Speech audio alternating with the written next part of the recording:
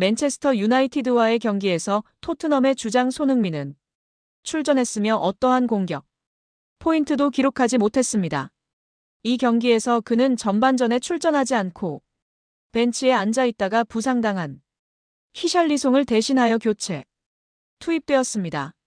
그 이전에 손흥민은 부진한 성적 때문에 토트넘 팬들과 언론으로부터 심한 비판에 직면해 있었는데요. 특히 이전 경기에서 연속 공격 포인트를 기록하지 못한 것이 비난을 더욱 키우는 요인이 되었습니다.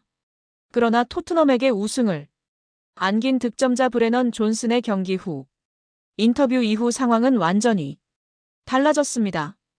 인터뷰에서 존슨은 손흥민이 전반전에 출전하지 않았던 이유와 경기 중 슈팅조차 없었던 진짜 이유를 밝혔고 현장에 있던 모든 기자들을 놀라게 했습니다. 그 외에도 이번 승리 이후 다니엘 레비 회장이 손흥민에게 전달한 뜻밖의 지시가 축구를 술렁이게 했죠.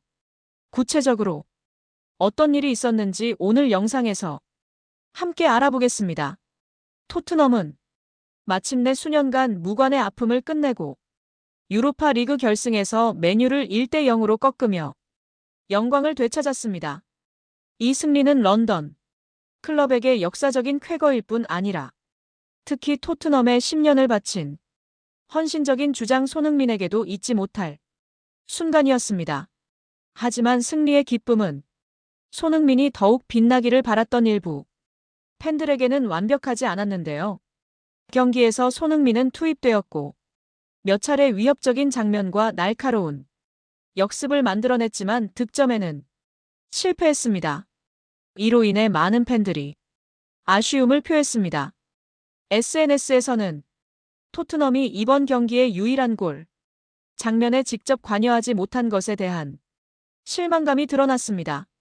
앞서 영국 언론은 이번 결승전이 양팀 모두에게 명예를 회복할 마지막 기회라고 보도했으며 유로파 리그 우승은 다음 시즌 챔피언스 리그 출전권과 함께 이적 시장 및 재정 운영에서 큰 도움을 제공한다고 했죠. 이에 따라 양팀은 리그 목표를 사실상 포기하고 유로파 리그 우승의 전력을 집중했습니다. 팬들이 가장 궁금해했던 부분은 손흥민이 결승전 선발 명단에 이름을 올릴 수 있을지였습니다. 하지만 경기 시작 전 발표된 출전 명단은 팬들에게 큰 충격을 안겼습니다. 많은 이들은 손흥민이 좌측 윙포워드로 선발 출전할 것이라 예상했지만 대신 히샬리송이 왼쪽, 솔로몬과 중앙 존슨이 오른쪽으로 배치되어 의외라는 반응이 많았는데요. 일부 팬들은 이렇게 중요한 경기에서 손흥민을 기용하지 않은 것이 믿기지 않는다며 분노를 표했습니다. 일각에서는 포스테코글루 감독이 정신적으로 문제가 있는 것 아니냐는 조롱도 나왔습니다. 일부 전문가들은 손흥민이 아직 완전히 부상을 회복하지 못해 전 경기를 소화할 체력이 부족했을 가능성을 언급했죠. 포스테코글루는 전반전을 안정적으로 운영하고 후반에 체력이 떨어진 상대로 손흥민을 투입하는 전략을 세웠을 수 있습니다.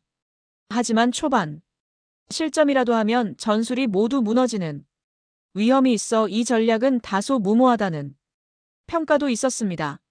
그러나 경기 후 인터뷰에서 결승골의 주역 브레넌 존슨은 전혀 다른 시각을 제공하며 무대 뒤 이야기를 공개해 많은 이들을 놀라게 했습니다. 존슨은 사실 오늘 손흥민 형이 선발로 나설 수 없었던 이유는 따로 있다.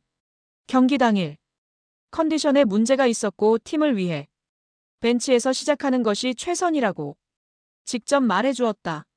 정말 리더다운 선택이었다라며 우리는 주장 형이 희생을 보고 더 힘을 낼 수 있었다라고 말했습니다. 즉 손흥민은 팀이 전략과 후배들의 사기를 위해 스스로 선발 자리를 양보했다는 뜻이죠. 이 소식은 현지 팬들 사이에서도 큰 반향을 일으켰으며 진정한 리더십의 표본이라며 칭송이 쏟아졌습니다. 또 한 가지 화제가 된 이야기가 있었는데요. 경기 종료 후 다니엘 레비 회장이 손흥민을 따로 불러 이제 내가 원하는 선수를 데려오라고 말했다는 보도가 나왔습니다. 10년간 팀을 지켜온 주장에게 우승을 선물한 뒤 선물처럼 전권을 줬다는 이야기인데요. 현재 토트넘은 다가오는 이적 시장에서 주전 공격수 및 중앙 미드필더 보강을 예정하고 있으며 손흥민의 의견이 적극 반영될 것으로 알려졌습니다. 이처럼 오늘 경기에서 손흥민은 비록 공격 포인트는 없었지만 진정한 리더로서의 면모와 팀을 위한 희생으로 진한 인상을 남겼습니다. 그리고 토트넘의 우승은 단지 트로피 그 이상으로 손흥민이라는 선수의 가치를 다시금 증명한 순간이기도 했습니다. 손흥민 측은 진술서에서 지난해 5월 23일 북중미 월드컵 2차 지역 예선 준비를 위해 한국에 입국했습니다. 당시 양 씨와 손흥민은 교제를 이어오던 중이었는데 5월 31일부터 다음 날까지 양 씨와 만남을 가졌다고 합니다. 6월 2일 원정 경기가 열리는 싱가포르로 떠나기 전날까지 양 씨와 만난 걸 인정한 것인데요. 이때만 해도 두 사람의 관계는 좋았던 거로 보입니다. 이를 뒷받침할 근거는 언론 보도에서 찾아볼 수 있습니다.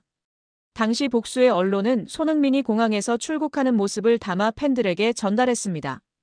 이때 손흥민 왼쪽 손가락에 반지를 낀 모습이 포착됐습니다. 문제는 약 한 달쯤 지나 발생하였습니다. 손흥민 측은 한 달 뒤쯤 양 씨가 임신 사실을 알렸다며 이에 손흥민은 양 씨에게 대화를 제안했지만 양 씨 측은 금전을 요구한 채 만남은 거절했다고 밝혔습니다. 이 과정에서 양 씨는 손흥민의 아이를 임신했다면서 태아 초음파 사진을 보냈고 이후 손흥민으로부터 3억 원을 뜯어냈습니다. 손흥민 측은 양 씨의 허위사실 유포가 선수와 팀에 부정적인 영향을 미칠 것을 우려해 공갈 협박에 응할 수밖에 없었다고 밝혔습니다. 양 씨는 3억 원을 받은 후 외부에 밝히지 않겠다는 취지의 각서도 작성한 것으로 알려졌습니다. 양 씨가 손흥민에게서만 돈을 받게 된 건 아버지일 가능성이 있는 두 남성에게 모두 연락했으나 손흥민만이 양 씨의 말을 들어준 것으로 전해졌습니다. 양 씨는 실제 임신 중절 수술을 받았고 초음파 사진 역시 양 씨의 것으로 확인됐습니다. 이에 손흥민의 아이가 아니냐는 주장이 제기됐지만 임신한 양 씨도 아이 아빠가 누군지 모릅니다. 앞선 20일 연예 매체 디스패치는 양 씨와 공갈 미수 혐의를 받는 40대 남성 용 씨의 대화 내용을 공개했는데요. 공개된 대화 내용에 따르면 용 씨가 근데 너 누구 애인지 정확히 알아? 라고 묻자 양 씨는 누구 애인지 제가 어떻게 알아요? 라고 답했습니다. 이에 용 씨는 그럼 2번한테만 가든가 1번한테만 가든가 한 명한테만 갔어야지라고 말했습니다. 여기서 말하는 1번은 양 씨가 손흥민과 같은 기간의 관계를 맺은 사업가 남성으로 2번은 손흥민입니다. 손흥민은 양 씨가 자신을 만나던 시기 동시에 다른 남성도 만난 것을 모르고 있다가 양 씨와 사이가 틀어진 용 씨를 통해 알게 됐다고 매체는 전했습니다. 이런 일이 있은 후 용 씨는 양 씨와 지난 3월 손흥민 측에 언론에 임신 사실을 폭로하겠다며 또다시 7천만 원을 요구했다가 결국 공갈 미수 등의 혐의로 구속됐습니다. 한편 경찰은 진술서를 낸 손흥민을 상대로 대면 조사를 할 계획은 없는 걸로 전해졌습니다.